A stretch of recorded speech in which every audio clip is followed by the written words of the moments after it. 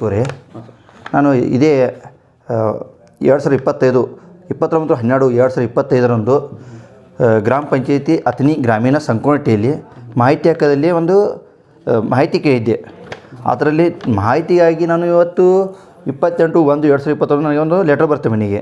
ನಾನು ಆ ಲೆಟ್ರ್ ತೆಗೆದುಕೊಂಡು ಆ ಗ್ರಾಮ ಪಂಚಾಯತಿಗೆ ಹೋಗಿ ಅಲ್ಲಿಂದ ಸೆಕ್ರೆಟರಿ ಅವ್ರಿಗೆ ಭೇಟಿಯಾಗಿ ಆ ಚಲನ್ ನಂಗೆ ಪಾವತಿ ಕೊಡಿ, ನಾನು ಅಮೌಂಟ್ ತುಂಬಿದ್ದೀನಿ ಇವತ್ತು ದಾಖಲಾತಿನ ಪೂರೈಸಿ ತಂದರೆ.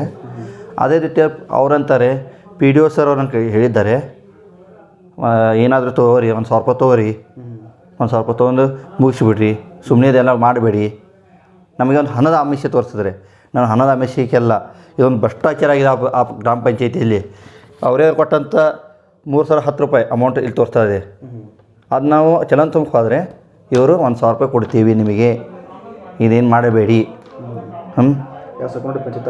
ಸಂಕೋನಟ್ಟಿ ಪಂಚಾಯತಿಯಲ್ಲಿ ಅವರು ಯಾರೋ ಕರಂಡಿ ಅಂತ ಸೆಕ್ರೆಟರಿ ಇದ್ದಾರೆ, ಅವರು ಹೇಳ್ತಿದ್ದಾರೆ. ಈಗ ನನಗೆ ದಾಖಲಾತಿಗಳು ಎಲ್ಲ ಪೂರೈಸಬೇಕು. ನಾನು ಚಲನ್ ತುಂಬಲಿಕ್ಕೆ ತಯಾರಿದ್ದೇನೆ ಹೀಗಾಗಿ.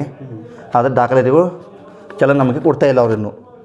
ನಾನು ಇವತ್ತು ಬರೋಬ್ಬರಿ 7 ಗಂಟೆ ತನಕ ವೇಟ್ ಮಾಡಿದ್ದೇನೆ ಅಲ್ಲಿ, ಆದರೆ ನಮಗೆ ದಾಖಲಾತಿಗೂ ಕೊಡ್ತಾಯಿಲ್ಲ ಇವರು. ಇದಕ್ಕೆ ಸಂಬಂಧಪಟ್ಟ ಇಲಾಖೆಯವರು ಅವ್ರ ಮೇಲೆ ಸೂಕ್ತ ಕ್ರಮ ಕೈಗೊಳ್ಳಬೇಕು. ನನಗೆ ದಾಖಲಾತಿಯನ್ನು ಚಲನ್ ಕೊಟ್ಟು ದಾಖಲಾತಿಯನ್ನು ನೀಡಬೇಕೆಂದು ನಾನು ಕೇಳ್ಕೊತಿದ್ದೀನಿ.